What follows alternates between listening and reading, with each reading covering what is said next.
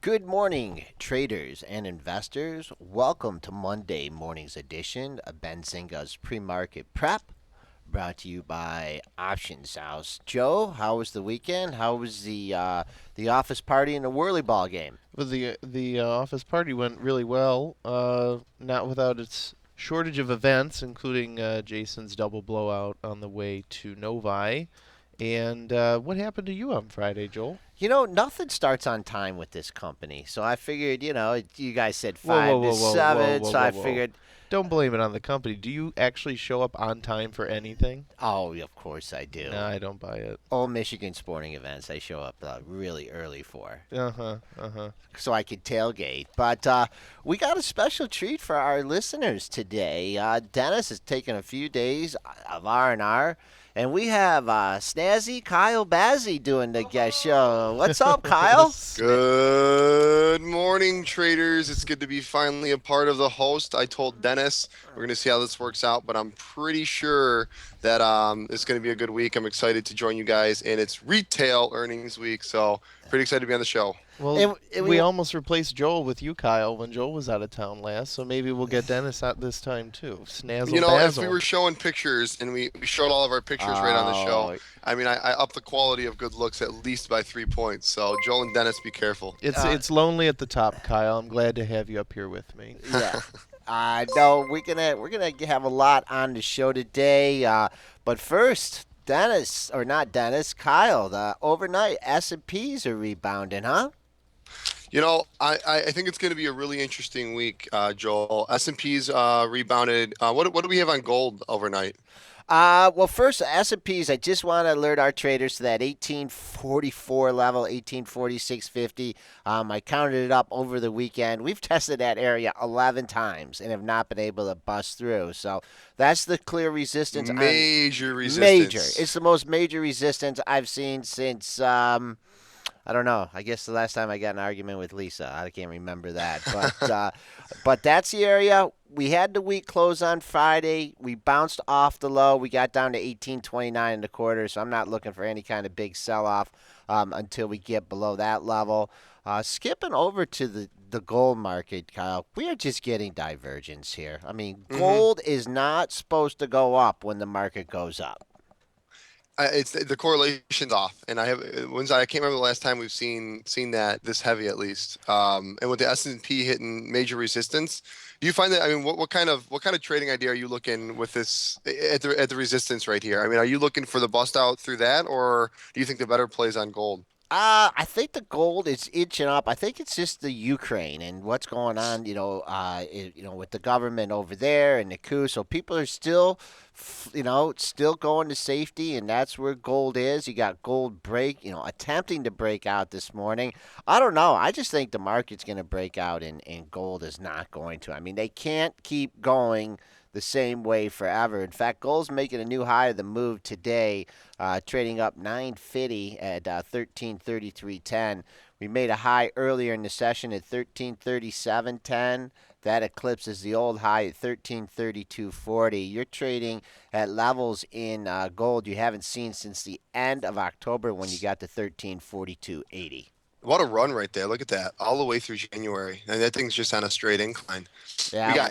Do you think that's all due to fears on? I mean, we had Ukraine, but we had a down January, obviously, and then you think Ukraine just propelled it through February, or Yeah, is it? yeah. There's also in some other countries, Venezuela's having some problems. So it's just not just not the Ukraine. It's other places as well. So gold so far being a stellar performer this year, actually outperforming the market.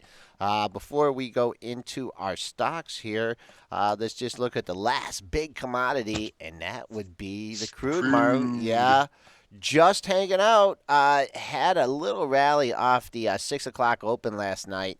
Couldn't get back up into that 103 handle, and now you're just getting a mound of resistance, a bunch of highs at 102.92 from Friday, 103.04 on Thursday, 103.29 here. So I'm kind of leaning on this one towards the short side.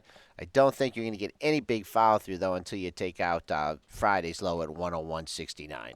So 101.69 we have on crude. What was the top or what was the key resistance on the S&P I'm there just gonna again? the key resistance for the S&P. Yeah, You got to use that 1844, 1840, 1844. yeah, 1844, 1844 and a half were the highs from Wednesday and Friday, and the all-time high is 1846.50. But it's just that 1840 handle is just unbelievable. We got a little bit of merger Monday, but this deal is just not. It's getting a little action now. Brent, you got details of this deal?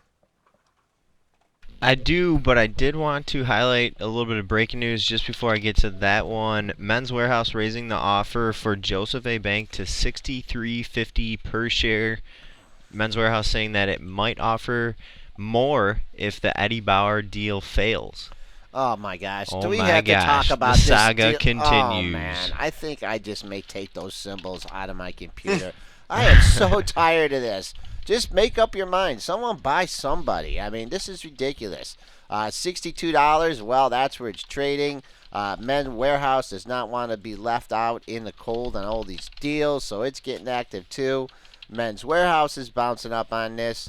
Wake me up when they finally come to a decision. But what do we have for Merger Monday? So the other deal that we had, I think we had actually a couple other deals today, but the one that I'm looking at is RF Micro and TriQuint Semi will combine.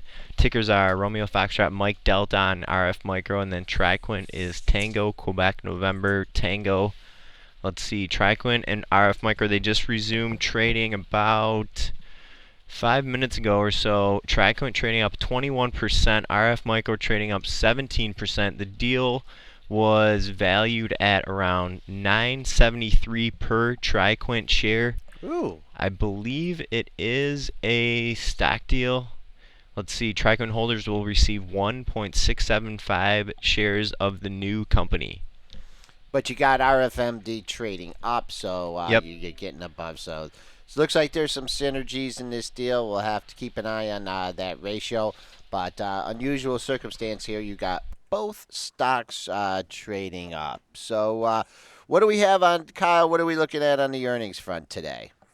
Earnings front, we are, well, this week we have all of the retailers this week, right? So it's going to be a pretty exciting week for all the retailers. Real quick before we get off the news, though, Brent, did you see BBM up 5% off of deal involving BBM services this morning? Ooh, BlackBerry you're talking? Let's see Yeah, I got here. BlackBerry's shares climbed up 5% this pre-market. Do you guys see that in the chart? Let me pull it up real quick. Quick, I don't know if that's breaking news or not, but she's a mover. BlackBerry up from 912, closed around 912 on Friday. Now we are up at 956. So BlackBerry will have BlackBerry Messenger for Windows Phone, Nokia X. This was something this might have been officially announced over the weekend, but this is something that had definitely been talked about for a little while. And then let me see if I can scroll back in my feed a little bit. There was a couple other platforms that BBM were going to. I believe it was the iPhone and the Android platforms. I think BlackBerry Messenger is going to be on those. I think that was like maybe announced last week or 2 weeks ago. So Got you. a little bit of increased Nice little interest pop. in BlackBerry. We got the Samsung and their unveiling of the next Galaxy in Spain today too, so that might have a little momentum pushing into the cell phone right And now. what do you think you think this recent action has anything to do with WhatsApp? Yes, I did. That I was seems fishy. Yeah, I was just going to bring that up. That with this WhatsApp, then that perhaps the messaging service from BlackBerry is worth something. Just looking at it technically here, you got to pop on this news up to 972. 972 is the pre-market high. This thing has been hugging the $9 level. That's good support. You've been popping up, but you just keep an eye on Tuesday's high, 965. That coincides with the pre-market high at 972. We're kind of just holding up there. We get through that pre-market high, we could be looking at the major resistance at the $10 level. 994 was your high on the 12th of this month, and 995 was a high in the 11th. So another 35 cents before you run into some major resistance here at BlackBerry. All right, let's get to some earnings. Let's look at the retail space. Wednesday, we have our darling JCP looking for 76 cents. JCP, Joel, I mean, looking quarter over quarter, how are we seeing this thing play out? Because this is always a tradable ticker if you know which way to go, or even if you play a little insurance on it. Well, the good thing about it is if you buy it here at 464, the most you can lose is $4.64 here. But excuse me, 564 where it's trading at. Failed at the $6 level a couple times last week, making some highs just above six. Actually, you have four highs between 596 and 626. Call that whole area 615 major resistance, trying to hold on to this 556 level. Coming down, really no major support to the lows of the move. 490. If we're going to see any kind of typical action that we see in this JC Penney, is they announce the numbers or they announce some kind of good news. It pops up in the pre-market and then doesn't, and then there's absolutely no follow through and ends up the session down. But the big levels on the downside are the double bottom at 490 and the major resistance just over the $6 level. All right, Tuesday we're looking at Macy's, still sticking with the retail space, looking for 904 year over year and a small revenue drop. What are we looking at key levels here on Macy's? Ooh, boy. Good thing you brought this chart up. Mm. Look at that, man. What knocking on the door of the 54 level. This kind of almost looks like a little bit of the S&P chart, a little bit lower, but this 54 level is held up in the last two trading sessions. 53.99 was the high on Friday, 53.80. You also go back to a little bit earlier in the month, had some highs at 53.75. Might be a big institutional seller there at the $54 level, so perhaps some high freaks are leaning on that level, selling again in the higher 90s. Coming back on the downside here, minor support 53.51, but the better support comes in under the 53.21 low from Thursday down to $53 level. But this company's just been on a tear here if you look at it longer term. So they could keep. They made a new all-time high recently, above $56. Just kind of been a slow, steady climb. So a lot of high expectations built in for Macy's. And last but not least, for the retail that we're talking about this morning, probably the store that I shop at the most, Kohl's, KSS. Okay. Coles here, just kind of trying to recover here. That stock, I mean, it's been a rough year for the retailers. This one is really had a bounce here, nice bounce off the 40. What did we hit here when the market made the low? Got a nice bounce off the 48.68 level. Now you're starting to run into some problems here. At a nice round number here, $52. That is the resistance to keep an eye on here. Several highs. Look at all those highs at 52. Once again, might have an institutional seller kicking around there. 52.09 was Friday's high. 52.02 was a high on Tuesday. And then you go back to last week and you had a high at 52 even. All right, and I want to pull up one more. We have Solar City this week too. Is that correct? Yes. SCTY, looking for 55 versus 110, same period last year. Right, SCTY, one of Elon Musk's other companies here. This stock, very well defined resistance on the upside. You made the all-time high in the issue at 70. Well, you had it at 79.86 on the 17th. You hit 79.99 last week, right on the nose, and pulled back. So it's called that $80 level. Looking for another breakout move. That's what you got to be above 80. Coming on the downside, got really good support here at 74.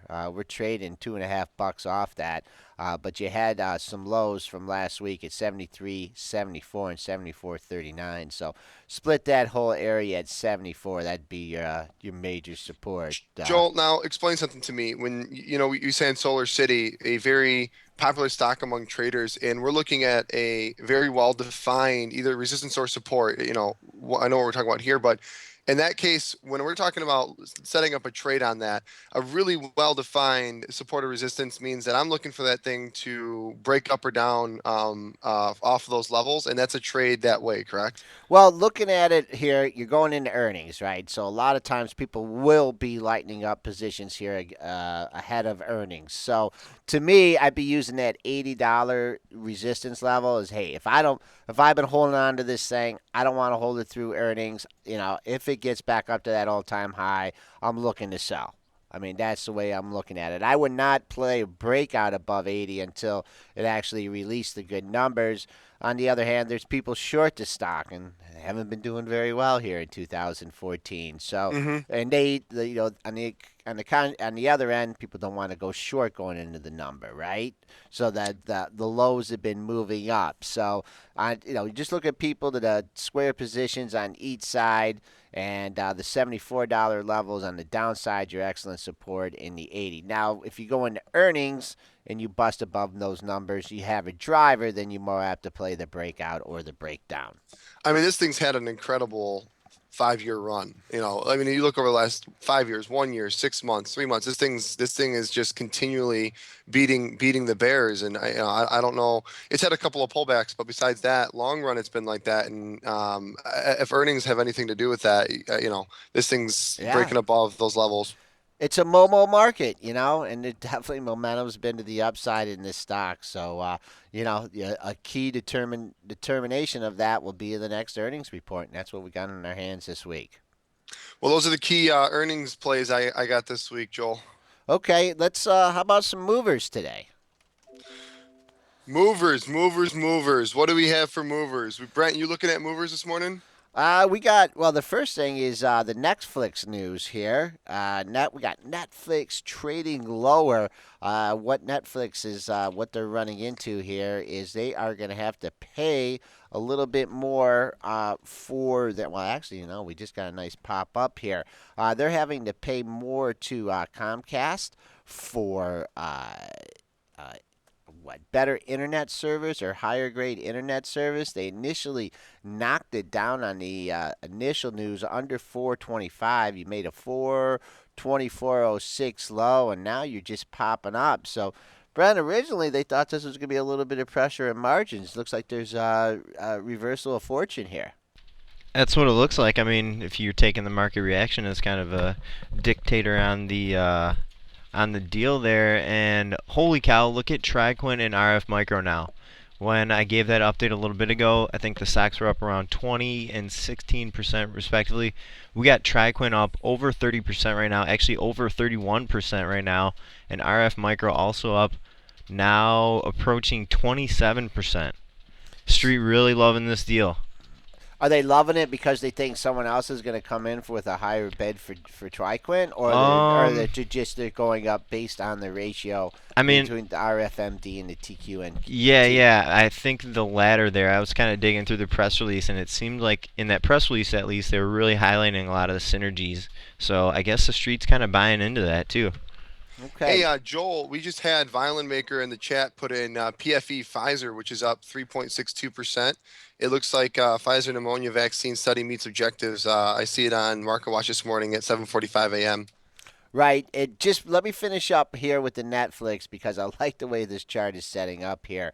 The all-time high, 438.73. You made that on Thursday. Had another high on Wednesday at 38.38. Friday's high, 437.40 here. So you're getting a pop, but you're getting a pop into the resistance. Let's just call that resistance all the way up to the 440 level. Tight ranges in Netflix too. But just been holding the 435 level. Wow, this thing has just had some quite really tight ranges over the last few days. Major support down at 428. Major resistance up at 439. Moving on to this Pfizer. Drugs is what moved these stocks here. Good news on the Pfizer. Huge move for this in the pre-market. Dennis and I would have one of our debates about, whether or not this can hold. I'd be the one being skeptical here. You have it traded up. Just had it recently trade up to 32.73. You're pulling back to 32.60 here. Recent high of the move has been 32.50. You're blowing that away. And then if I have to go very long term here on the monthlies. Probably the best play of this one is keep an eye on the pre-market high as of right now. See what happens there right at the open. This stock has not traded in this area. You ready for this, Kyle? Uh-oh. Oh, yeah. Here we Got go. a number for you guys. In August of 2004, it hit 30, Holy cow. It hit 32.73. Wow. And what do you know? That same guy there is with his GTC order at 32.73 You again. said August 2004. Yes, sir. Wow. Yep. So Yep. what are you looking? So what? I mean, this is I'm in looking that for stance. this Are you thing. looking I at any? don't What's think the resistance on this thing then? 32.73 is a pre-market high. 32.73 was a high back in August of 2004. I mean, I'm not buying this thing up a stick. There's just no way. There's just no way. It's way too high up, a buck 14, and also you have to keep into account this thing was really struggling at the $32 level over several sessions. So you're going to have some paper in the book at 32. This is a thick stock here. So you're going to have someone just buying millions and millions and millions and millions of shares to get this thing to open up that high. So I'm keeping an eye on the major resistance. Would hope, for it to come back down. Doesn't look like it's going to fill the gap today. That would be all the way down to 31.77. So best case scenario is the stock in the book, holds it down off the open, and maybe you could scoop this thing up at 32.10, 32.15, and maybe ride it back up to the pre-market high. But boy, if it opens up at this resistance, 32.60 up to 32.73, got to think some people that have been holding on to the stock are going to look to take some profits. All right, Violent Maker. Thanks for that ticker coming in for the movers. Let us know if you see anything else in PFE. We got any other movers here this morning, Joel? Well, I have. What do you have? Actually, we got a couple users chatting in about some action in Palo Alto networks. If you guys are familiar, Papa Alpha November Whiskey looks like they had earnings this morning, sure did. and the earnings moved the stock. But right now on the call, it looks like some guidance is moving the stock right here.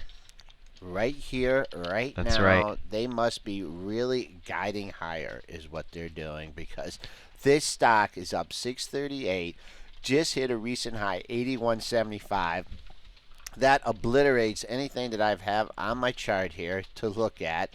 74.28 was the former all-time high of the move. You're way above that.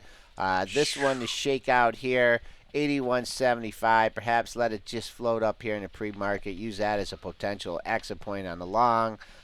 Just some excellent guidance here. And what they beat by a penny. They did beat on the quarter. They beat by a penny. Sales also strong, and then for the guidance, Q3 adjusted EPS expected in the range of 10 to 11 cents. The street's at 11 cents, so that wasn't necessarily sort of the very bullish signal, but the sales guidance in the range of 143 to 147 million, and the street's down at 142. So it looks like the market kind of giving a little credence to Palo Alto sales here.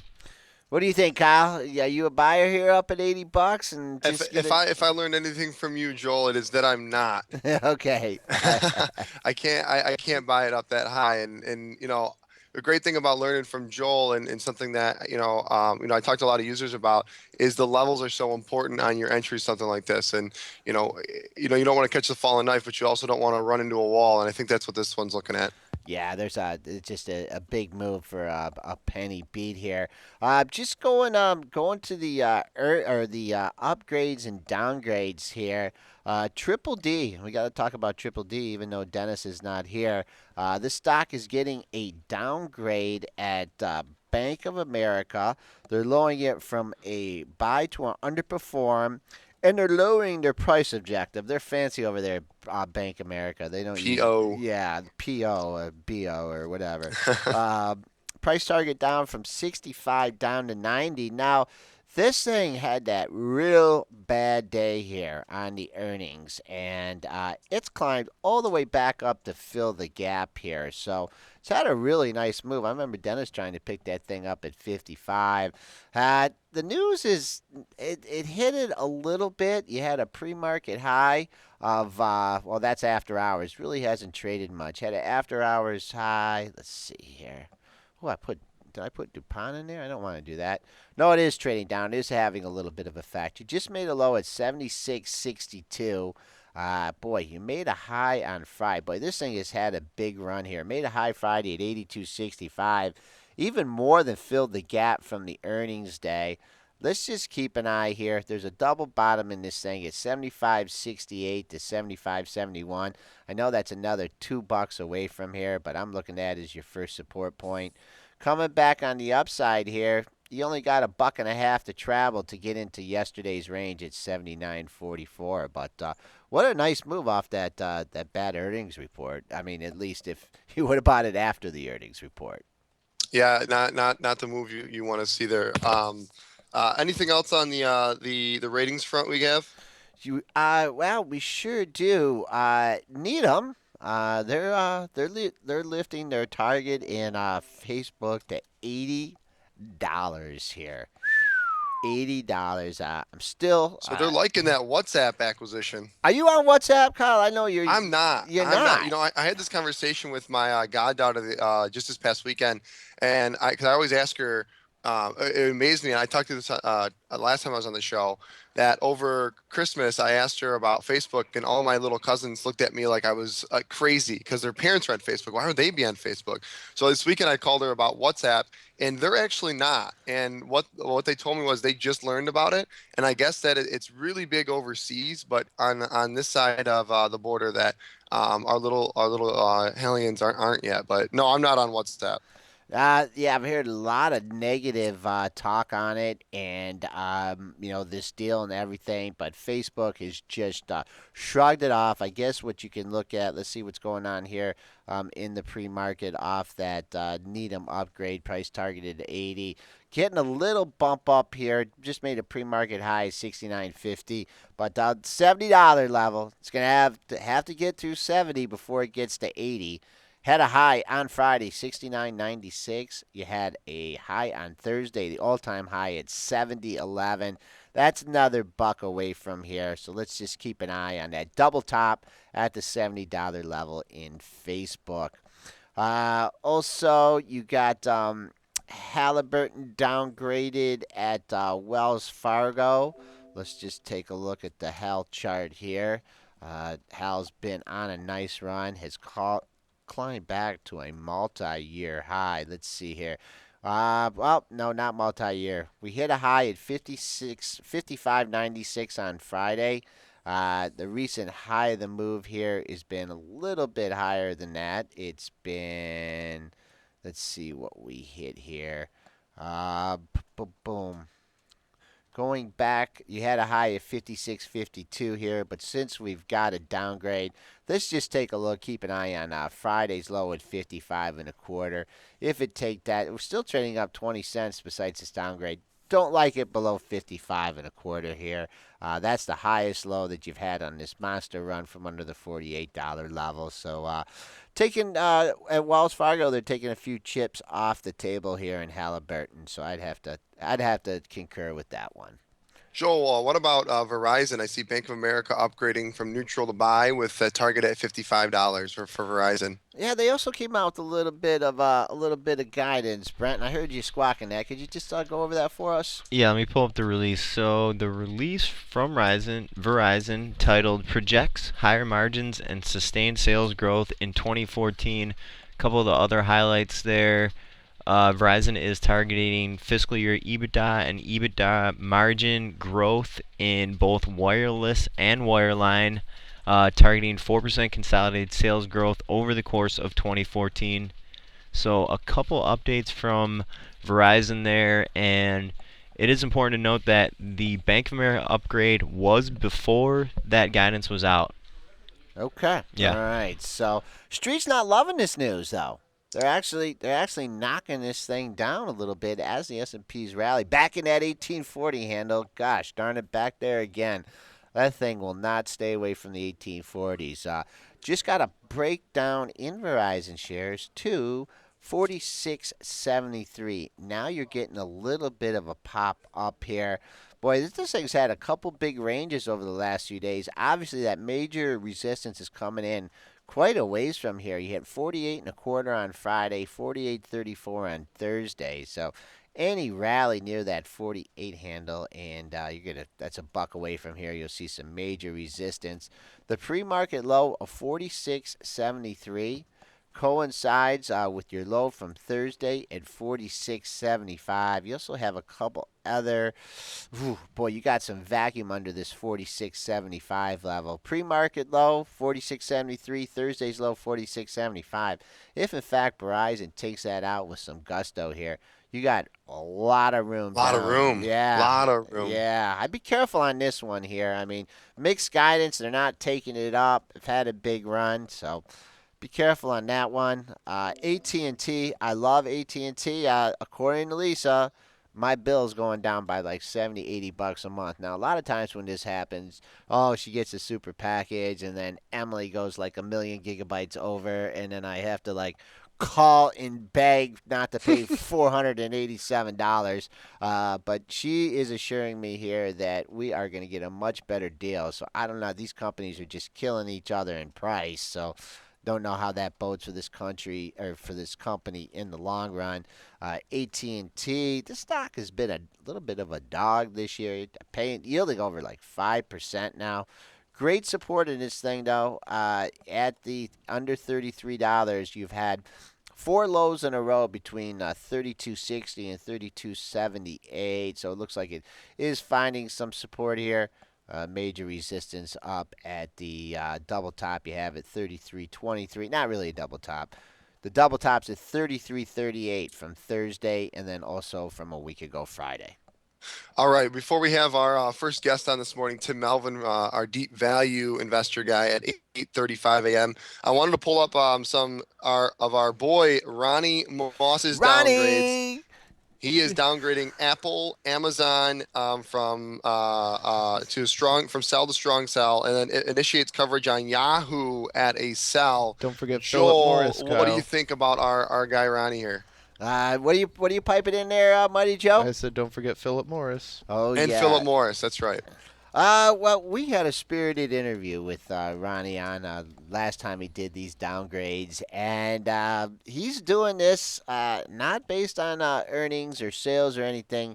He's doing this based on the moral standards of the company. So, hey, I can't say whether or not I agree or disagree, but he's making his calls and he's sticking to them. Apple's a real interesting chart here because what's happened with Apple is it's recovered from its earnings miss, right? And they took it down under 500 and I'm buying more. And the company was obviously revealed they were buying stock there as well. So we broke under 500, held up good relative strength, Kyle. Now I want you to keep an eye on this chart. You see this gap here from the earnings? Do you see that? Do you see that? Huge gap down. Right. Okay, so the day before earnings, it closed at 550.50. Okay? Last week, it got to 551.19.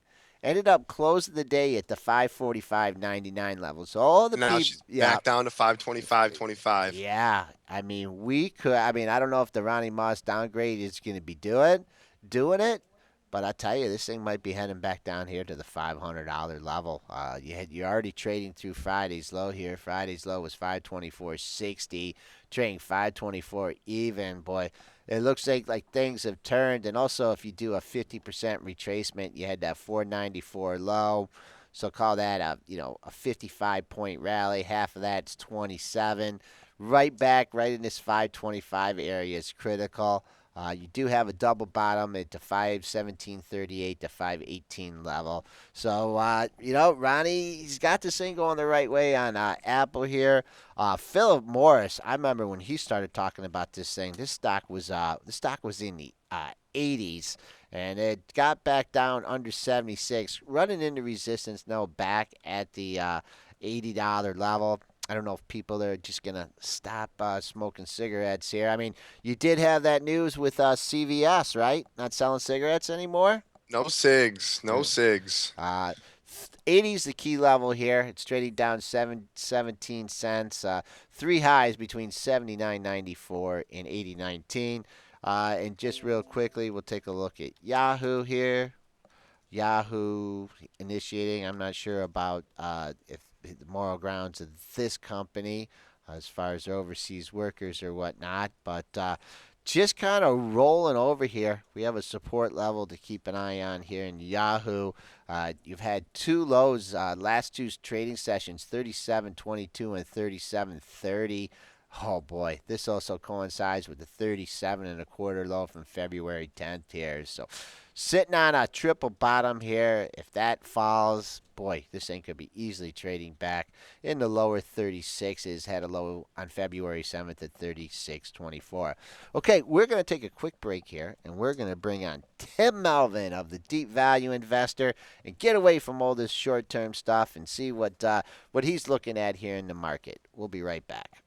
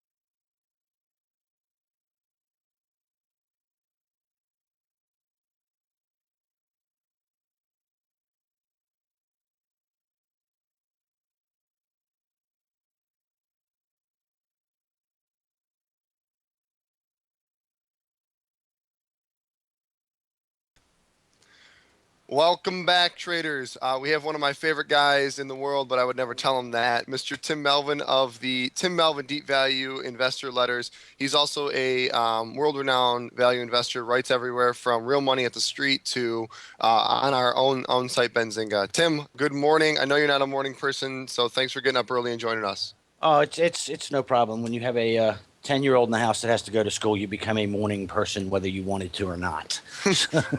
Well, I know that Joel is more of the short-term guy, and I'm of the frame of thought, or at least my time and my day allows for more value investing. I wanted to talk before we got on the show this morning. You were talking about earnings and some value diversion, and I really wanted to get into a little bit of that. So, do you have some tickers offhand that you want to talk about? Not really. Not really tickers so much as we're going to step back a little bit of big picture here. I was reading some studies over the weekend as I was getting ready to spend good part of my week in the sunshine watching spring training baseball down here.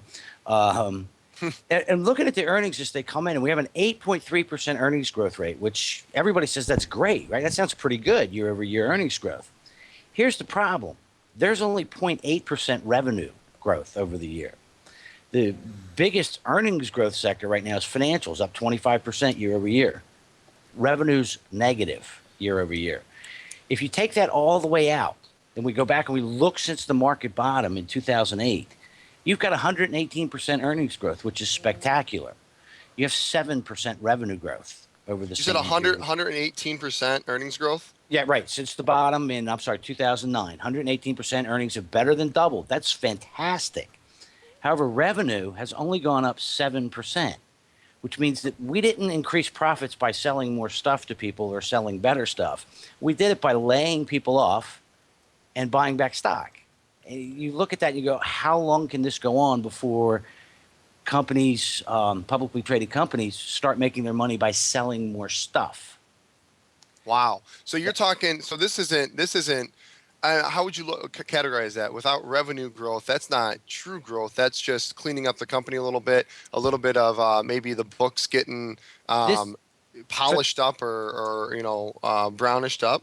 Yeah, for the most part, this is out and out financial engineering. They fired a bunch of people, and management's been buying back a lot of stock.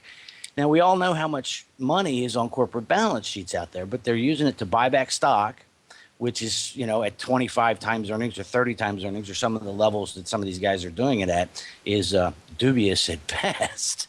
At some point, this money has to start getting spent on new products, new divisions, new projects that actually grow revenue, or we're going to hit a wall. Wow, that's incredible.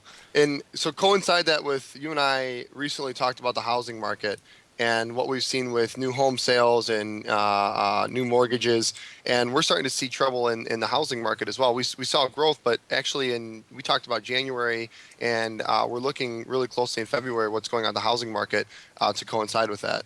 Yeah, a lot of people want to say that this is the slowdown's been weather related. But guys, I live in Florida. Okay, a weather problem down here is a cloud in the winter months. We don't have bad weather. I was talking to a realtor friend of mine the other day, and he kind of hit it right on the head. He says, "I just don't know where the jobs are going to come from to support all these new housing projects. We're overbuilding again. I think you're going to see housing again. Interest rates could very well bump up here a little bit. Job situation's dubious at best. For some reason, I'm using dubious a lot this morning. Must be the word of the day. Um, so I think housing could slow down, and that's going to, again, be a drag on the overall economy. I don't usually talk big picture stuff, as you know. I'm very much a bottoms up kind of guy, but I'm starting to see some stuff out there that worries me. So we always talk about value, and we actually reviewed the Warren Buffett's value or best investors next door that you never heard about last week. And we talked about where the spotting the opportunities. So are you looking for a correction here to re-enter into some stocks, or to get that value back? Looking for, praying for. I'd love to see a correction in the market, which is why I want to be careful, make sure I'm not just talking my book. But I will tell you, the value set right now is smaller than I've seen it in a long, long time. There are not a lot of safe and cheap stocks out there. Are you talking even 2008, 2009, or I'm sorry, right before 2008, before the crash? There's just nothing out there. We're talking exactly that. It's pretty interesting, and I will tweet a link out when we get off the air here. But both Tocqueville Asset Management and Farnham Street Investments have just done separate studies on value dispersion. And what they found is that the bottom 10% of all stocks in terms of price to earnings ratio, I would have used price to book, but they went with PE, look a lot like the top 90%. It's a very tight range. There's not a lot of stocks trading at those single-digit PE ratios. They call it the fifth most dangerous statistical market of all time. I will say, coming back in and using price to book ratio, this looks a lot like 2007 or 1999. All right, so are we looking for a catalyst then that's gonna pull us down? You never know. Yeah, you're going to need a catalyst to get this asset allocation related buying, which is basically what we've seen the last 4 years, to roll over and go in the other direction. But again, from a bottoms up perspective, there's just not a lot of stuff to buy, and that does concern me. Because the companies are buying back stock. You have a small IPO market, right? And with right. So people are competing, for stocks to invest in. But Tim, this has been going on for a long time here. The companies buying back the stock and raising the dividends. It just seems like it's going to go on forever. What now are you seeing? It's you're kind of saying, hey, that it's finally run out here. What is there any indicators, or what are you looking at? Because this has been going on for a couple years now. It has been, but when they were doing it 2 years ago, they were doing it at 15 times earnings and 2 times book, and now they're doing it 25 times earnings and 3 times book in the larger corporations. And really, I am a bottoms-up guy, but I only really use 1 or 2 big picture indicators. But the most reliable I stole from a guy you might have heard of, Warren Buffett. I know. Okay. That's market cap to GDP ratio. And we're not as high as we were in 1999, but we're right on the edge of being as high as we were in 2007. All right. Well, anyone that follows Tim knows that you're bullish and very concentrated on the housing, or not the housing, the banking sector. But something that you brought up to me the other day I thought was interesting was not gold, but gold miners. Can you discuss what you are looking at in that sector, Tim? Yeah, it's the same thing I look at in every sector. As you know, even when I'm concerned about the market, if it passes the safe and cheap test, I'm going to make myself buy it, even if I'm concerned. And one of the things I like to do is track where private equity money is flowing and stocks are cheap. And late last year, you and I talked about it, we saw private equity firms suddenly starting mining operations. And the former president of Barrick Gold started a private equity fund to invest in the gold and silver miners. I have a preference for the silver miners. But these things got down to 50% of book value, and most of them are still trading 50 to 60% of book value, even after the little bounce that we've had so far this year. I know nothing about the gold and silver markets. If I buy gold, it's because I've done something wrong and I need to appease my wife, okay? But mining is a business like any other business, and these guys got down to the point where you could literally liquidate them for more than the value of the land and the machinery and the metal that they had on hand. So it was time to buy, and we did buy earlier this year. We're holding on to them, but I think they're still cheap enough. And you got gold, as Joel and I were talking about earlier in the show, that's just had a nice tear through the beginning of the year, all the way up into highs today of gold was trading at. So you also have a nice strong price come back with the actual metal itself, which obviously helps the company. Yeah, and Tim, what do you think about this correlation here? Usually when the market has these slow rallies, you usually see people exiting the gold market here, but they've been moving together. Are you looking for this trend to continue here, or we're going to go back to the old days when the market rallies, they start hitting gold? Tough to say. There's so much ETF and asset allocated relating buying going on there, and I'm not a technical guy. I don't follow that stuff that closely. Okay. But as money flows in, both could go in the same direction for a while. And by the way, that's a huge red flag. If you get bonds, gold, and stocks all going in the same direction for more than a few days at a time, one of the three of those is going to cave.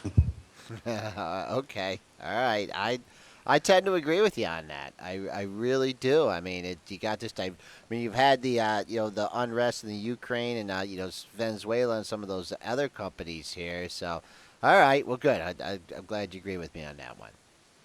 And then lastly, Tim, my favorite topic is always the banking stocks. You have a newsletter called Banking on Profit on marketfy.com, something that I follow really, really closely about this trade of the decade, as you call it. And you just came out with an ebook on it, discussing the makeup of our banking sector, why there's this little cap limit of assets that's caused a great trading idea. Can you discuss what your view is when you're looking at regional banks? Well, here's the thing with the whole banking sector right now, and you've been seeing it a little bit in the earnings as they've come in over the last few weeks. The smaller bank stocks fell in conjunction with the larger bank stocks in 2008, 2009. They have not risen anywhere near as much as the larger stocks. There's no institutional interest in them. And as you know, until here very recently, this has been an entirely institutionally driven market. And those guys simply cannot be buying these $25 and $30 million banks that make up much of the portfolio. So here's your little banks. They're overregulated now because they are subject to most of the same rules as the big banks. They're having to add staff just to keep up with the regulatories and the new regulations coming down seemingly almost every day from a different agency. These guys are tired. Their bottom line is being eaten into by regulatory costs, and they're kind of interested in maybe getting out of the business or selling or combining in a merger of equals in order to spread these costs. Here's the real problem for the regionals now. They can't grow organically. There's not enough mortgage or loan demand anywhere for a decent-sized bank like KeyCorp, symbol KEY, or Huntington Bank Corp, to grow organically. They're not going to be able to open a branch in another town over or expand their mortgage offerings and get earnings growth. They've only got one way to grow. That's to buy some of these smaller banks that are trading at 75, 80% of tangible book right now. And the sales price is going to be, it's starting now. The ratio is about 1.25 times book value.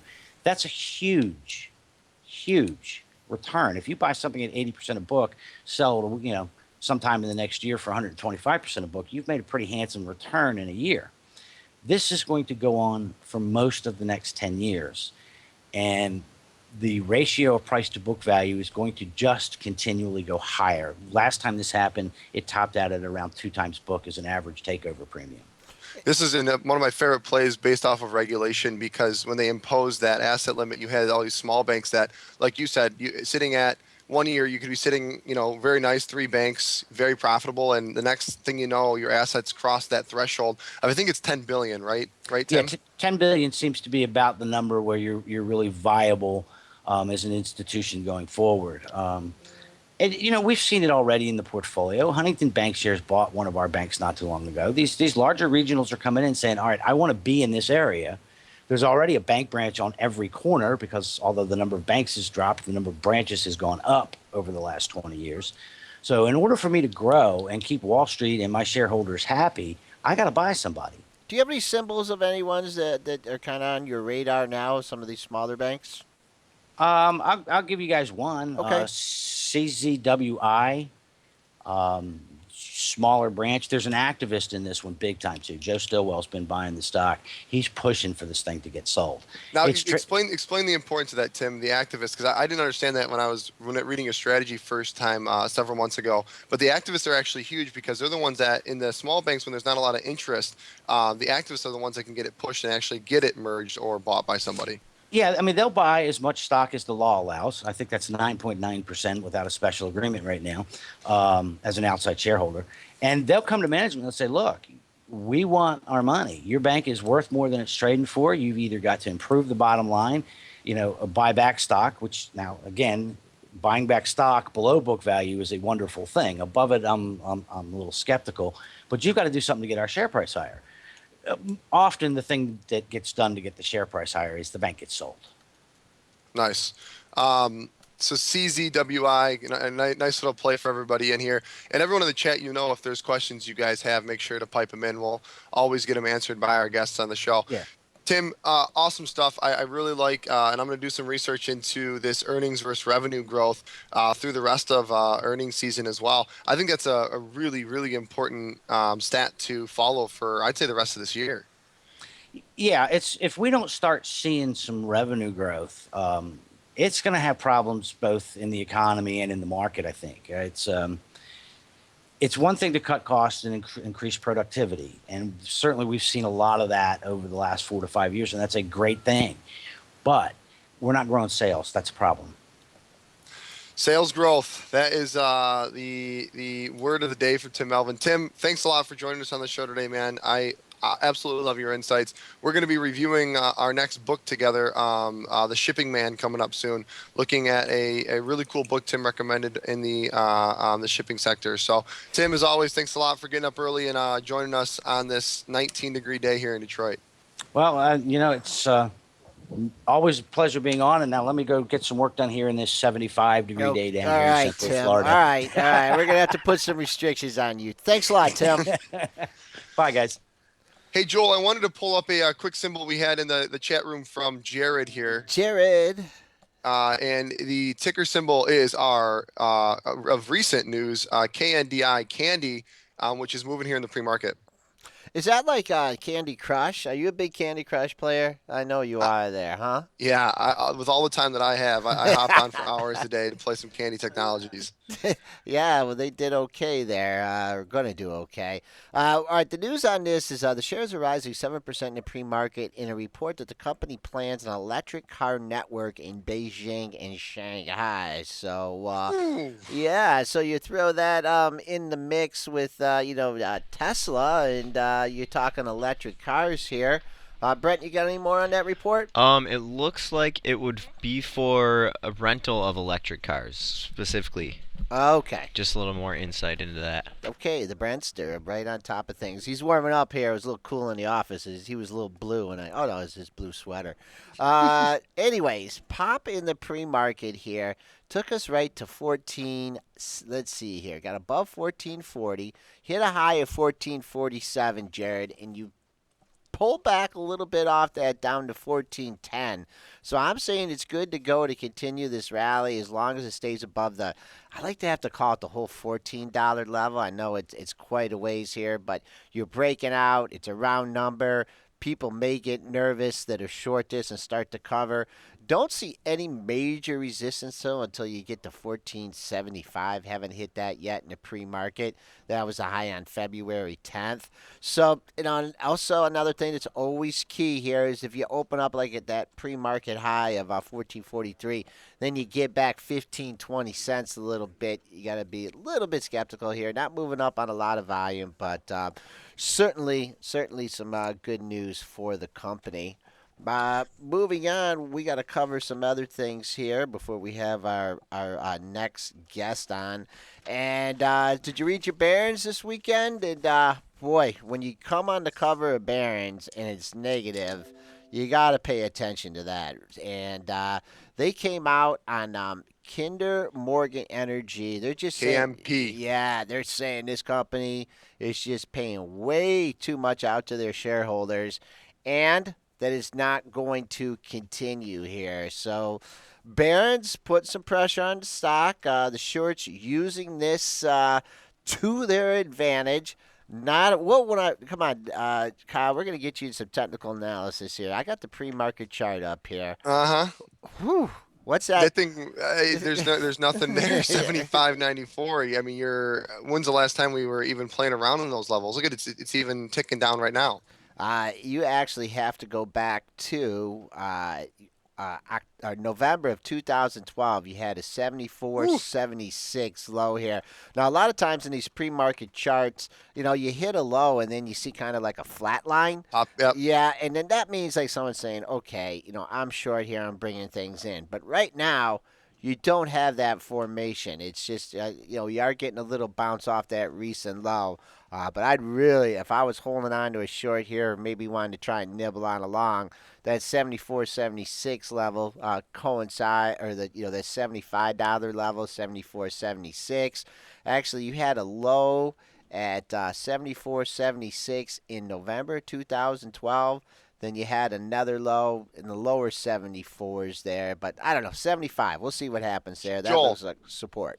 for the newbies out there, including myself, to these kind of technical analysis, when we look back and we haven't seen a low like this in that long, November 2012, how important is that for the stock right there for that support? The first time down, I mean, it's not like it's not like a guarantee, but it's just, it's a reference point, and people Cool. do look at charts like, and they pay attention to it. 75 and a quarter, they'll look at that, 74, 76 number. You got to look at it, and at least for the first time, and see what happens. Because a lot of times you'll see like an issue like this, 74, 76. You'll think, oh man, that's a great number. I'm going to cover a short there. And then, you get filled 74, 76, goes down another 20, 30 cents, and you're lamenting, man, I should have held on a little bit more. You could blink an eye in a stock like this and it'd be back up at Rip. 75 and a half, 76. So, the first time down, a lot of these, multi-year levels are, hold up pretty well. But Barron's is definitely putting some heat on Kinder Morgan Partners there. So And finishing up on the Barron's review before we get on to one last stock that's down pre-market here before we have our interview at 9 a.m. Bullish in Barron's was the aluminum stocks: KALU, AA, CEG, Kaiser Aluminum, and Alcoa. yeah, and I'm not bullish a lot of stocks here, but these aluminum stocks here, I mean, how can you ignore the fact that a company like Ford is going to not all aluminum? Obviously, you don't want them to crunch like a beer can when they get in an accident, but they're really I'm stealing that from, I think it was from GGB or J Dot. I wonder where J Dot is this morning. Maybe he slept in, but the aluminum going to be a much bigger percentage of vehicles going out in the future.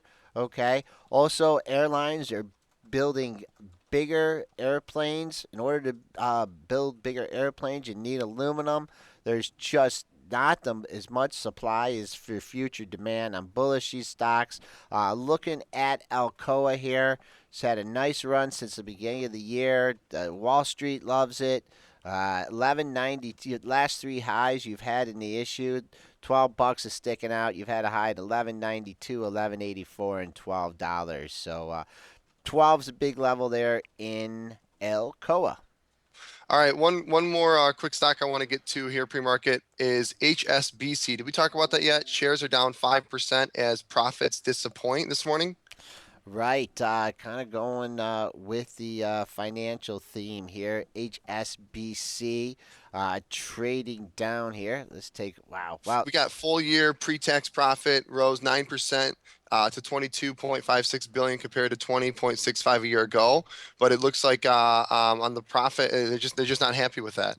No, just spike down here. The initial pre-market low. You got 250, 214. Now this chart is a little bit different than your Kinder Morgan because you hit that 52 14 level. Now you're kind of just getting a little bounce up in some consolidation. So I'll keep an eye on that 52.14 level. That coincides with the low that you had in an issue at 52.20 on February 11th. Remember, you are trading an ADR here, so you're not trading the primary market. Okay, that's our show so far up to this point. We got a special guest coming on. I know Dennis is going to be bummed here. We're going to talk to Kevin McPartland of Greenwich Associates, talking a little market structure. So we're going to take a quick break and be back with Kevin.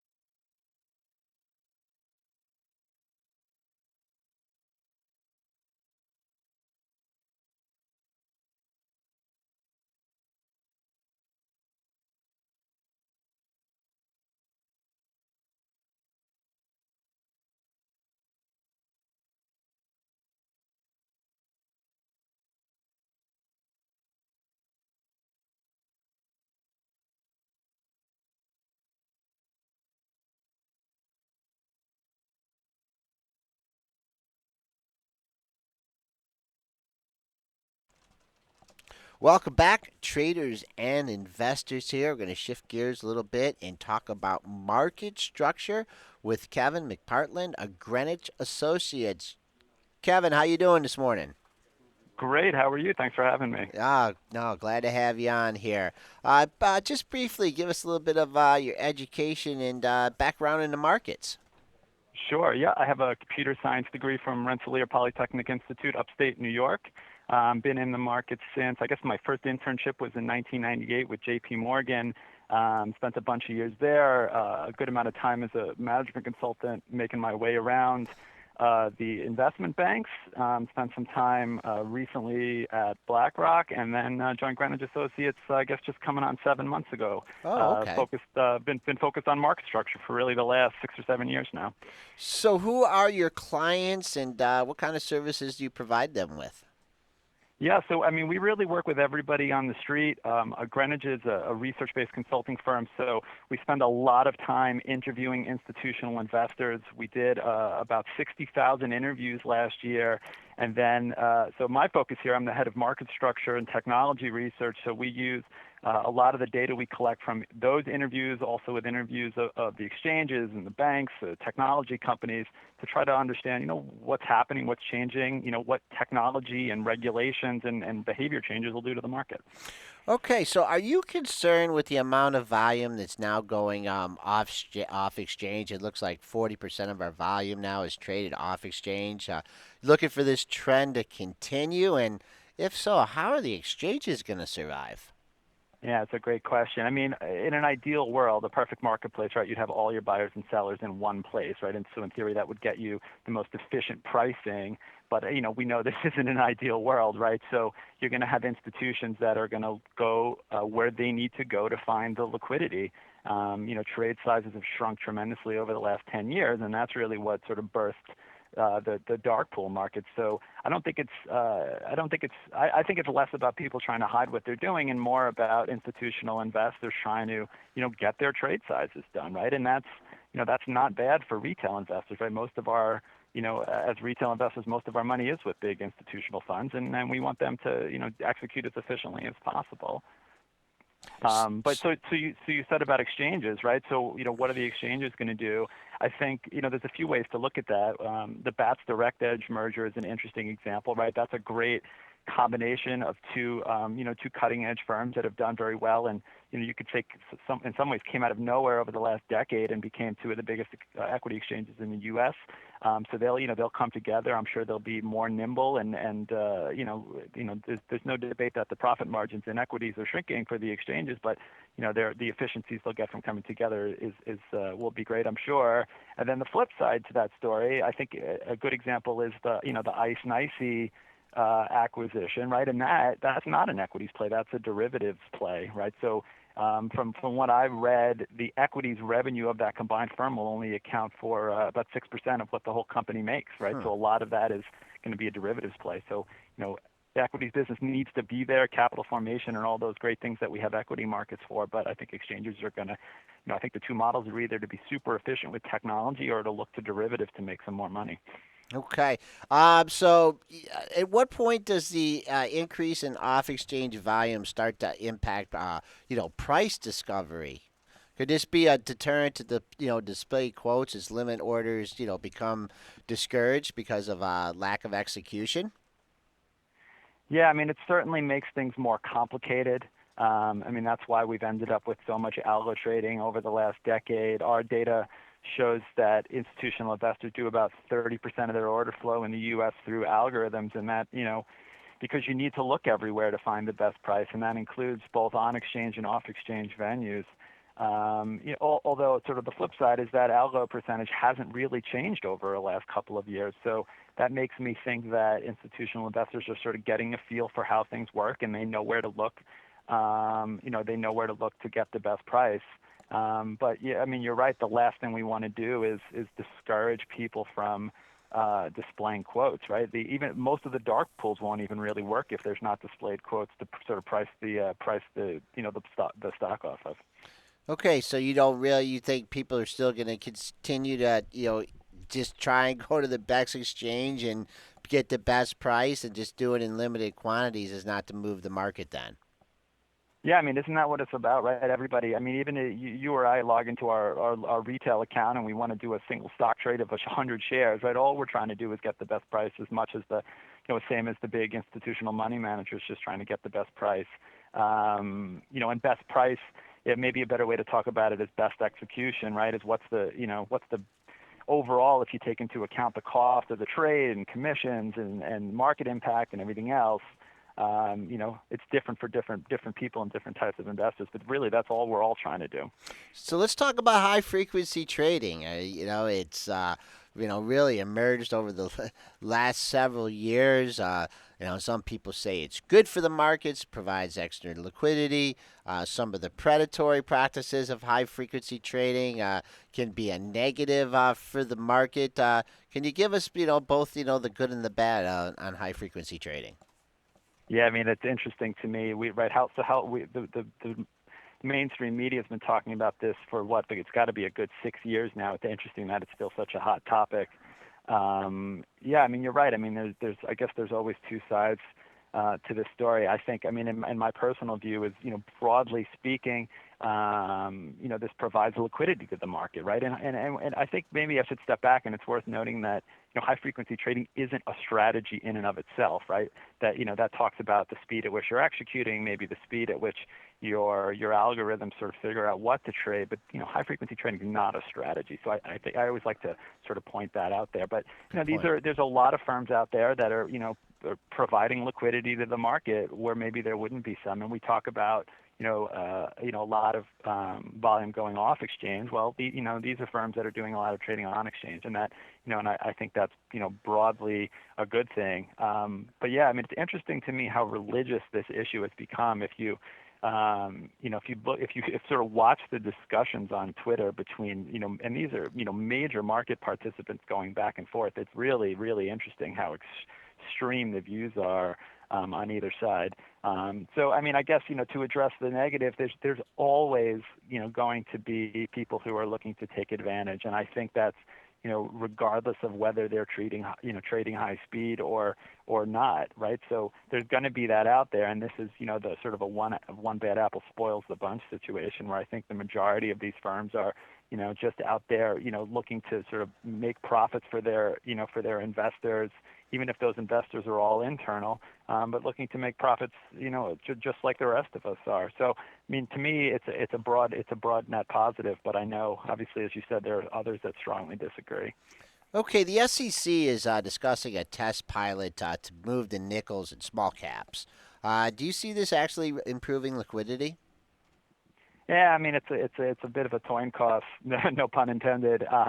It should, in theory, make it more profitable for market makers, which could result in better liquidity, right? I mean, that's when we went to pennies way back. It was, that was a big change for market makers. Even the major broker dealers, They had to, very drastically change their operations and let people go, right, because they just couldn't make the money they were making before. So, if you widen back out to nickels, it allows some of these guys to make a little bit more money. They're going to be more incentivized to come into that market, which should be, better in the long run. And we talk about, I know we sort of want to go back to the retail investor. Does it make it better for the retail investor? Maybe, like I said, if it brings some more liquidity to those names. But I think broadly speaking, it's gonna not be such a major impact that people will really stand up and notice. Okay, do you think that the overall move to pennies back in the early 2000s, do you think that really benefited the retail investor? Maybe a little bit. I mean, especially in the more liquid names, right? If you were doing a nickel or 10 cents wide in I don't know, take your pick of your favorite stocks and your Apples and GMs and your sort of large cap really liquid names, then that's probably too big of a spread, right? Those you look at those now and there's sub penny increments, the bid ask spread. So I think for those of us looking at those names, which to be honest is probably a big portion of the retail market, right? We're looking at more liquid stocks, and that probably was a benefit. And it also in some ways, and this is a little bit simplistic, but it makes it all a little bit more readable and understandable, right? We talk in we talk in dollars and cents in our daily lives, not in eighths and sixteenths. So I think it was a broad positive, but now I think where we are is this is the SEC trying to refine that approach a little more specifically rather than just taking broad brushstrokes. And the pennies, I guess it's just something that from being a prop trader and being able to read the tape, it was very just a whole different world when it went to pennies, and then the sub pennies or something that is just having a select group of people being able to trade in sub pennies. I mean, come on, does that seem really kosher to you? Yeah, I mean, this is where simplicity would be a good thing for the market as a whole, right? I've been watching closely sort of the Dodd-Frank implementation over the last 6 years, and that's a great case study in things ending up more complicated than they need to be to try to appease so many different market participants. And we I think we're pretty close to that situation in the equities Okay. market as well, right? We should step back and try to be more simple where we can. Okay, what can be done about the excessive quote traffic and the quote stuffing that's going on? I mean that's actually worse than the pennies when people are just stuffing quotes in there. Is this a concern to you about the markets? Yeah, I mean the question is should it be a concern? Do we need to scale it back? I mean, this is again another place where there's strong research on both sides of the story. But well, my head, I was thinking about this question, my head went immediately to, do we want to disincentivize people for quoting on the open market? And it seems like we wouldn't, right? And again, goes right back to, our beginning of our conversation about stuff moving off exchange. And if we disincentivize quoting, will that move more and more off exchange? It very well could. So it's It's a a tough tricky issue, issue. right? And again, I wonder, how much, how much does this really impact the retail investor? And I suspect that the big money managers are sophisticated enough to sort of know how to weed out and look at only what they need to look at. And a lot of the major broker dealers are, good at helping their clients to do the same thing as well. So, yeah, it's hard to say how much of an impact it's really having. And on the flip side, like I said, I don't want to do anything that disincentivizes people from quoting in the open market. Okay, is the market the way we are up at these levels? Are we susceptible to another flash crash? Yeah, I mean, of course, right? The market's just so complicated. This goes back to the simplicity argument. What continues to happen and what's happened for probably for decades really is, something really horrible goes wrong in the market. There's some kind of crash. It doesn't matter what market it's in. And we look to solve those problems with new rules and new regulations. And the new rules and regulations are put in place to prevent the exact same thing from happening again, which is great. We don't want to have the exact same bad thing happen again. But the reality is the next problem is not going to look like the previous, right? So we end up just with more and more and more and more rules that are trying to solve something that hasn't happened yet and that we don't know what it's going to look like. So, yeah, as much as I want to be positive and think we've made some progress, I think the complexity is only it's only gotten worse. In which case, yeah, I mean we're certainly susceptible, despite best efforts of market participants to try to watch out for these things. So you don't think that the current circuit breakers that are in place are enough to prevent another flash crash I mean, it's enough to prevent the flash crash that happened, before? a couple of years ago, right? But is it enough to prevent what happens next? And what if the flash crash is in another product? What if it's options or futures or FX for that matter, right? I don't want to be negative, but it just seems realistic looking back, even over the last 10 years. We'll fix one problem and another problem will pop up. It's just the nature of our sort of complex, global, interconnected markets. Okay, so to wrap things up, what are the 2 or 3 areas where market structure needs improvement? Yeah, I mean, I can't say too much that simplicity is really what we need, although I'm realistic enough to know that it doesn't seem like we're going to ever get back to a more simplistic sake. I just don't think there's political will in Washington to let us get there, unfortunately. But it's like the tax code, right? It shouldn't be that complicated, but it's gotten there over time. And thinking about trying to scale back and start again, it just doesn't happen. I'm a firm believer in natural market forces. I know that's a little simplistic and naive, and we certainly do need some rules and regulations. Like I said, we don't want the one bad apple to spoil the bunch. But natural sort of supply and demand and market forces will get us a long way. Okay, simplicity works sometimes. Okay, we've had Kevin McPartland on from Greenwich Associates talking about market structure, giving us insights and perhaps how to prevent another flash crash. We certainly don't want to see that happen. Violin Maker said you were a great guest, Kevin. So that means that we'd like to have you back on again if your schedule permits. That sounds great. Would love to come on and talk anytime. Yeah, we'll get Dennis on, and he'll be riddling you with some questions. So you got off easy this time. I look forward to it. I can talk market structure all day. I don't know what that says about me, but I love it. Okay. All right. Thanks, Kevin. Have a good day. Thanks. You too. Take care. Bye. Mighty Joe Young, are you out there? I am out here. You got it, Joel. Okay. How about today's medal count from the Olympics that had their closing ceremonies yesterday? Russia led all countries with 33 medals and 13 gold medals as the country's Winter Games came to an end Sunday morning. The U.S. finished second overall with 28 total medals, but fourth in gold medals with 9. Canada's men's hockey team repeated as Games champions.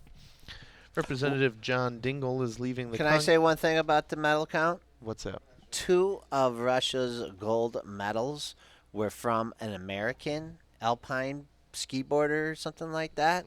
That for some reason the U.S. committee disciplined him and didn't fund him to go. So he went over the border to Russia and won a couple gold medals over there. So if you subtract the 2 medals that American won from their 13, brings them down to 11. You add the 2 gold medals to us, that brings us up from 9 to 11. And we're tied. Awesome. Okay. Thank you, Joel. I appreciate that. Okay, go ahead. So Representative John Dingell is leaving the Congress. He served for longer than anyone else in United States history. At a luncheon Monday in his beloved Downriver, the Dearborn representative says he will announce he won't seek re-election this fall to the seat he's held since 1955. I'm not going to be carried out feet first, says Dingell, who will be 88 this July. More than health concerns, Dingell says a disillusionment with the institution drove his decision to retire. I find serving in the House to be obnoxious, Dingell said. It's become very hard because of the acrimony and bitterness both in Congress and in the streets. He won the seat at age 29 after the death of his father, a Depression-era New Dealer who served the district for 20 years. Dingell was a champion of the auto industry, but also an advocate for the environment, writing the clean air and water bills and helping obtain thousands of acres for parks and preserves. He cites those as his greatest accomplishments along with civil rights, food and drug safety, immigration reform, and finally, the Affordable Care Act. He views the health care reform law as a tribute to his father, whose primary cause was universal health care.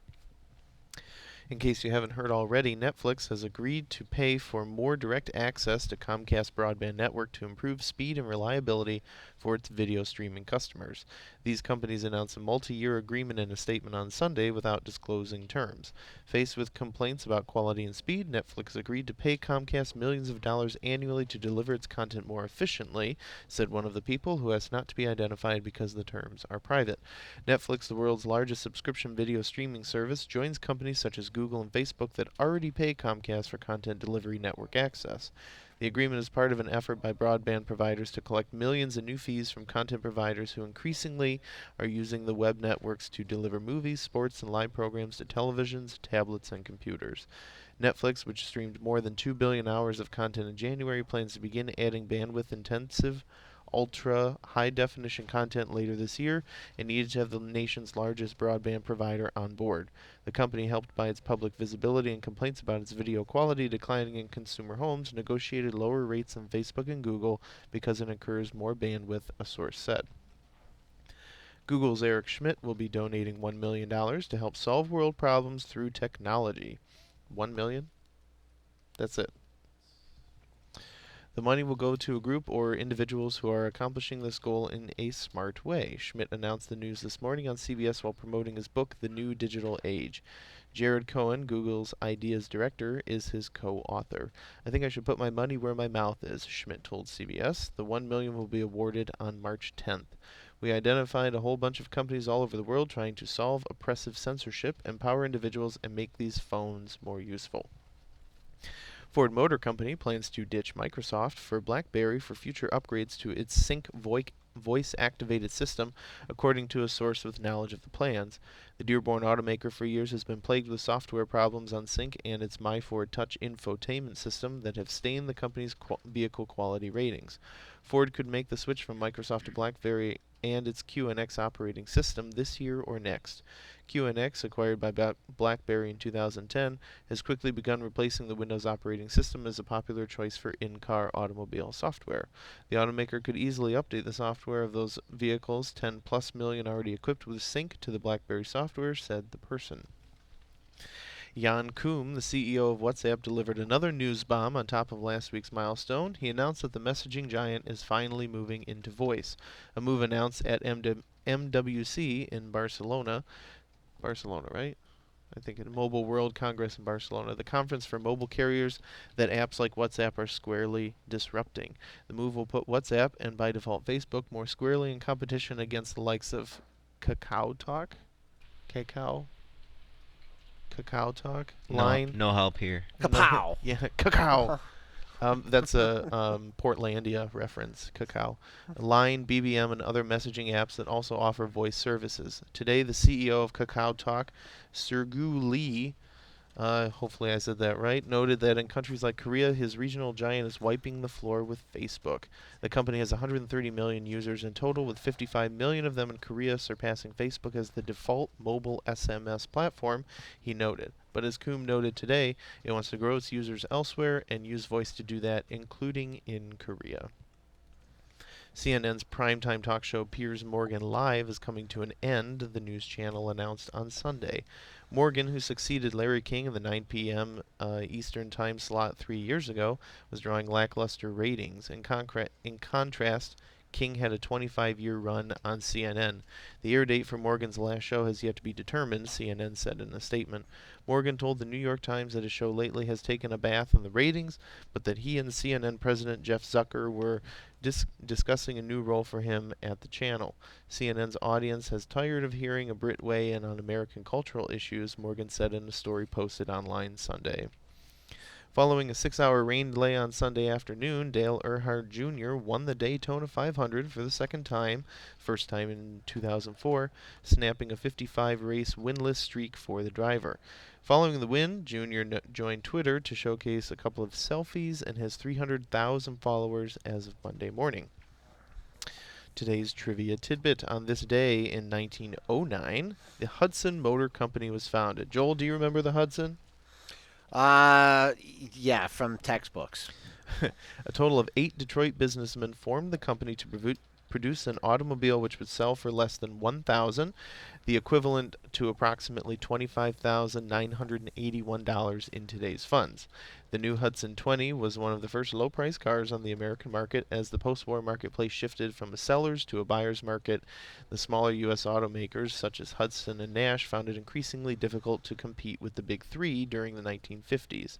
In 1954, Hudson merged with Nash Kelvinator Corporation to form American Motors. The Hudson name was continued through the 1957 model year, after which it was dropped. Today's trivia question, Joel, Jake, Brent, where did the company get its name? Where did the Hudson Motor Company get its name?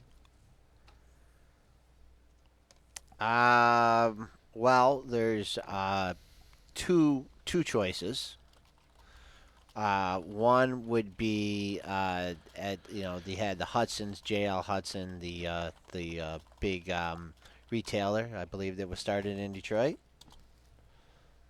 That was one guess. Wait, or was that two? That was one. That was one. What's the other one? The Hudson River in New York. You think you're pretty funny, don't you, Joel? I guess no one else is laughing, but those are those are my two guesses, man. So, well, Joel, I'm happy to say that you are correct. Joseph L. Hudson provided the necessary capital and gave permission for the company to be named after him. He founded what would provide the basis for Hudson's department stores in 1881 inside a shop at the Detroit Opera House. Hudson succeeded through set low prices and a return policy that favored the customer. He incorporated his venture in 1891 as the J.L. Hudson Company. When the Third National Bank collapsed in the financial panic of 1893, Hudson felt personally liable for the failure and paid from his personal accounts an amount equal to the balances of record held by each account holder. I did not know Wow. that. The move cost Hudson $265,000. However, the goodwill that it showed also paid Hudson dividends in the form of increasing market share for his businesses. The original store grew to become the second biggest department store in the U.S. before shutting down in 1983. I have another piece of trivia here for you. On this day in 1979, the highest price ever paid for a pig was in Stamford, Texas. Does anyone want to guess how much someone paid for the highest price pig? I'm going to say the equivalent of a new Ford Fusion, $26,000. I'll go over. Over 20. How much over, Joel? Can't just say over and expect to win. Over under. You ever do that when you go to the airport? You do the over under and how many people you're gonna see. I'll say 50,000. $42,500, Alright. the highest priced pig purchased on this date in Stamford, Texas in 1979. That's a lot of bacon. That's some expensive bacon. So that wraps it up for today's editorial headlines and trivia tidbit. Just a reminder, ladies and gentlemen, the show would not be possible without our dear friends at Options House. We'll give you 150 commission-free trades just for signing up for an account through this page. There's buttons at the top, at the bottom right. Click on through to the other side. Open an Options House account and get 150 commission-free trades just because you listen to Benzinga's pre-market prep. That being said, I think Brent is here somewhere. Somewhere. I'm out here somewhere. And yes, he's I going am. to take it away with some rating changes ahead of the bell. Yeah, which sure. We are less than 3 minutes We away got from. about 3 minutes to go. Rather large amount of notable upgrades Well, I got, and downgrades. I got Huh, breaking what? news. What's that? Tell me. Eddie Bauer is going to buy Joseph A. Banks and Men's Warehouse. I don't see that. Joel, you can't just say things and expect them to come true. I don't know. I just that whole Josie Banks and Men's Warehouse confusion, Eddie Bauer thing. It's really a saga. It's a It's saga. a drama. All right, I'm sorry, Brent. You were That's just getting quite going. alright. So what do you got for Nah, us? that's okay. Yeah, there's a ton of them here, and I'd say just kind of stop me. We probably have time to stop on a couple here, so just stop me whenever Okay. something sort of piques your interest. Okay. Some of the upgrades this morning. Atlantic Equities upgrading shares of Nordstrom to neutral this morning. Morgan Stanley upgrading shares of Remax. This is a relatively new issue here. Romeo Mike Alpha X-Ray to overweight. Bank of America upgrading shares of Verizon to buy. Morgan Stanley upgrading shares of Zillow from underweight to equal weight. Ticker there is just a Z Zulu. Raymond James upgrading shares of Baker Hughes. Bravo Hotel India from market perform to strong buy. That is a couple notch upgrade there. ISI Group upgrading Cummins from neutral to buy.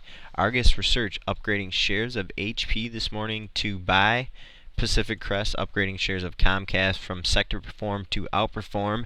And the last one on the upgrade side of things, Goldman Sachs upgrading shares of Baidu this morning. They now rate that stock with a buy. Buy Baidu, huh? Buy Baidu. BIDU is the ticker there. That is the China equivalent of Google. Okay. As I'm sure everyone knows out there. KeyBank on the downgrades this morning. KeyBank downgrading both shares of Steel Dynamics and U.S. Steel, both with a hold rating now. And then also on the gold mining sector, Mackie Research downgrading shares of Newmont Mining to sell, and also downgrading shares of Eldorado Gold. EGO is the ticker there to hold. Goldman Sachs downgrading. It looks like this is a bit of a pair trade with that Baidu call. Goldman Sachs downgrading shares of Sohu to neutral. Bank of America downgrading shares of Triple D 3D Systems to underperform. And last and certainly least, Ronnie Moss downgrading shares of Philip Morris, Apple, and Amazon to strong sell. We are open for trade. S&P 500 futures 1837. Right on the nose, kind of moving around between 1837.25 and 1837.00. How is S&P 500 looking here, Joel? Oh, well, let's see here. First, let's start with the Verizon here. Okay. And Okay, I got it. This is nice. I just want to go to that real quickly here. Hit 46.73 in the pre-market. That coincided with a low that you had going back a few sessions ago. Getting a little bounce here. Actually, the low from, let's see here, 46.75 was your low on the 20th. You hit 46.73 in the pre-market. So major support area. I just wanted to go to it wasn't an upgrade or a downgrade, but just how they got a little carried away in the Pfizer here. Hit 32.73 in the pre-market. Someone said, to that kind of rally on that kind of news here. Now you have Pfizer only trading up 16 cents. Didn't even open up over the resistance at 32. You had all those highs at 32. Made a high at 31.99. So really things got overdone in the pre-market. Coming down into support, though, of 31.44 and 46 were the low and close from Friday. You hit 53 here. So people are bringing in those shorts here and finding support in the mid-31s. We'll see what happens if we get back up to that $32 level. But definitely some good sales made in the pre-market in Pfizer. Well, good morning, Joel. Figure I'll hop in and take Brent's place here for the last few minutes of our show. Continuing our morning basketball update, I got to commend the Wolverines there for a solid game on Sunday there. You guys definitely thrashed us in the second half. We had a lot of strength in the first, but it was all from the three-point line. So that was that. So 0 for 2 on the year. Yeah, I'm still and actually 6-2 over the last 4. Yeah, we've lost 3 of the last 5. So it's been a struggle. I still am. I say when Brendan Dawson comes back, I still would not like to play you guys again. Well, it's all a matter of do they ever get healthy. Yeah. If they get healthy, I have a lot of but they weren't playing with conviction, so they deserve to lose. So we've got quite a few movers. Real quick, what I want to jump into is 3D Systems. They did catch that downgrade from Bank of America. That's Delta as a ticker there. I don't normally like to hop on Bank of America reports. I'm not usually a huge fan of it, but they really came out on this one and said, they basically just said that in the long term they just don't see where this company is going to be seeing any revenue or margin growth, and they're just saying basically they're going to have to start buying a bunch of companies if they want to continue to grow, which I thought was pretty interesting. And we've had that pullback in the 3D printing sector recently, so it seems to be kind of continuing it. I guess it's just a question of, are they hopping in on this one too late, or is this the next leg down? Joel, what do you think of this? And then obviously we'll probably want to hop into some of the other 3D printing names after this as well. Had a great recovery off the earnings miss. Traded down under 55. Went all the way back, even filled the gap from the earnings, snuck into the 80s here. Gap down today, kind of blew away the pre-market low. I was hoping to see this thing get under 75 here. 74.80 was the low that you had on the 18th last Tuesday, but you only got to 75.12 here. So still looking, got a nice $2 bounce off that level, $2.50 bounce up to 77.62. So just look at that whole $75 area. I think you dip back down there again. I think you're going to be see people that are trying to buy it as well. I don't think Bank of America is making a good call here. We shall certainly see. I know Stratasys is another one we might want to look at, which is Sandy Yankee Sandy. That's the major head-to-head competitor of 3D Systems here. Joel, any thoughts on Stratasys? Getting hit a little bit. I've noticed this one, though, out of all the stocks in this sector, Triple D and also X1 Systems. This one's really hung in there. I mean, it did get hit on the Triple D news, took it down back over 105. But from a longer term perspective, with this thing, it's just trading around 125.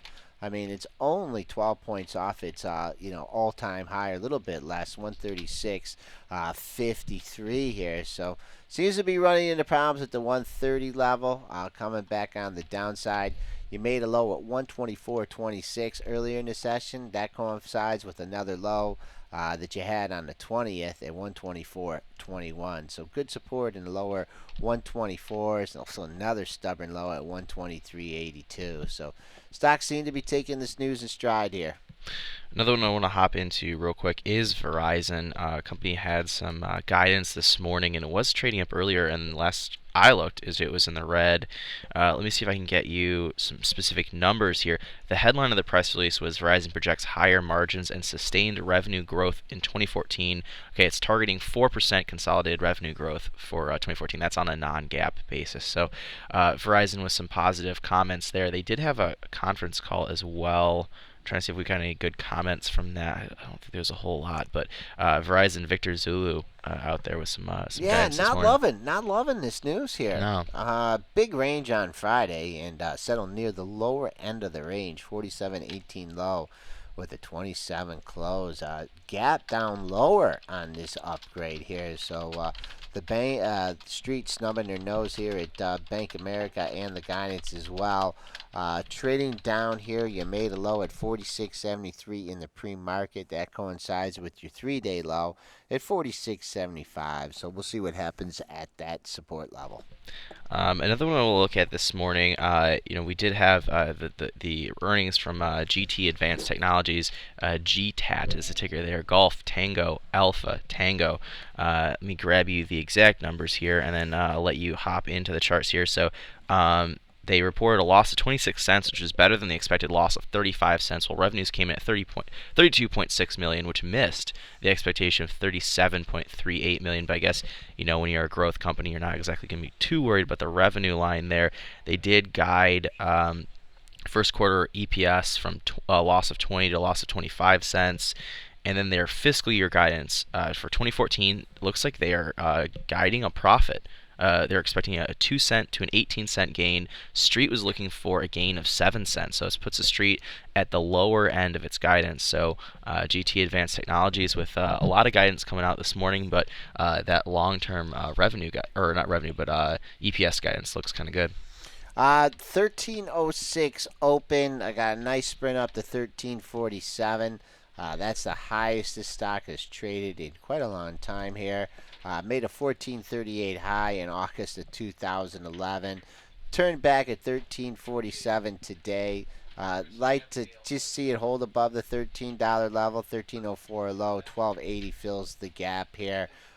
So we'll take a look at the average range on this thing and perhaps get a target. Looks like it. Boy, it's kind of different days, different ranges. 75-cent range on Friday and only a 30-cent range on last Thursday. So need to get through that 1347 level. But man, Jake, I gotta talk about the S&Ps here. Ooh, what do we got? Oh my lordy lord. We are back up here in the 1840 handle. This is the 12th time since December 31st. I don't even know how to name that. A quintuple, whatever, 2 times. Hit 1843.75. I mean, this is just resistance here. And I mean, I just wish that it would just finally go through there, run the buy stops, get everybody in, get all the Momo guys back on, on the breakout, and then maybe we could have a flush out again. But no, once again, we've hit 1843.75 here, coinciding with Wednesdays and Fridays high. I mean, I've just never seen resistance hold up in the market like I have at this 1844 level. Well, another one I want to hop into here is one of the biggest acquisition news, or I guess merger in this case, the RFMD and TriQuint merger this morning. I want to hop into that real quick. So RFMD, which is RF Micro Devices, will be picking up TriQuint in an all-stock deal for the implied price would be $9.73 a share for TriQuint, which is only a 5.4% premium, which I thought was kind of interesting. They're not really paying a ton for them, which means that I guess the TriQuint board thought that there's enough synergies here for this deal to be really worth it. They're not getting a huge deal out of that, but they think maybe by getting it absorbed into RFMD that'll help them out. Well, last time I looked, they were both trading up over 20%. RFMD was up 21%, while TriQuint was up over 25%. So shareholders were loving this earlier. Joel, what are you thinking of these two right now? Is this even tradable on the technicals, or is this something where we just kind of have to let the news pass? How does this work? I mean, I think you just got to work the ratio on this one and see. I mean, obviously the street is is loving, giving some kudos to RFMD. So that's taking the TriQuint up with it. Just looking at the trading in these issues for the RFMD here. Was even trading higher in the pre-market. Let me see what we got here. Boom. Let me see what the high was in the pre-market trading.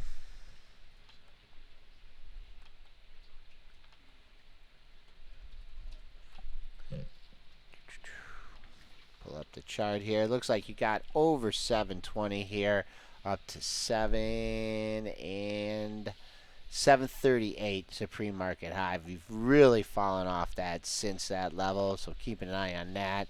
Held 660 here, but I just don't like the way this chart looks here. If it doesn't hold the 660 here, it got a ways to go. 559 was the high on Friday, so follow the leader and play it accordingly. Well, we've got even more shenanigans from Joseph A. Banks and Men's Warehouse.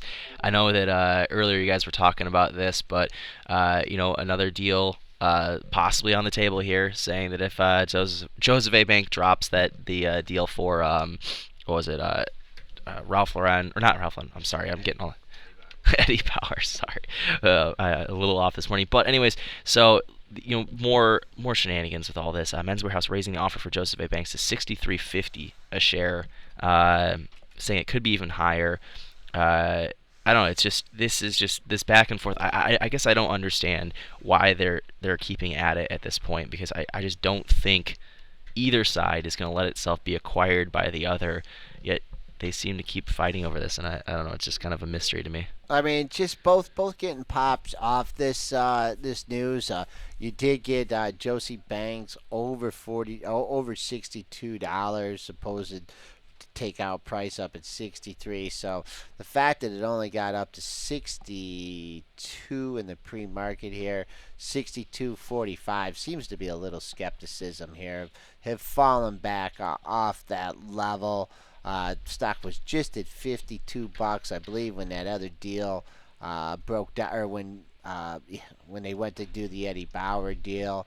Now you're just gapping up. I don't know. It sure doesn't look like they're going to pay 63 for this thing. So it looks like people that bought it over the last couple of weeks here, just using this opportunity with all this nonsense to get out of the longs they accumulated. Well, guess who's getting a relief rally this morning? It's Groupon. No way. They bounced off that $8 level apparently, and really kind of held on to it. It's up about 2% right now. Not saying it's any kind of a crazy relief rally, to be quite honest, but it's they're showing some strength right now.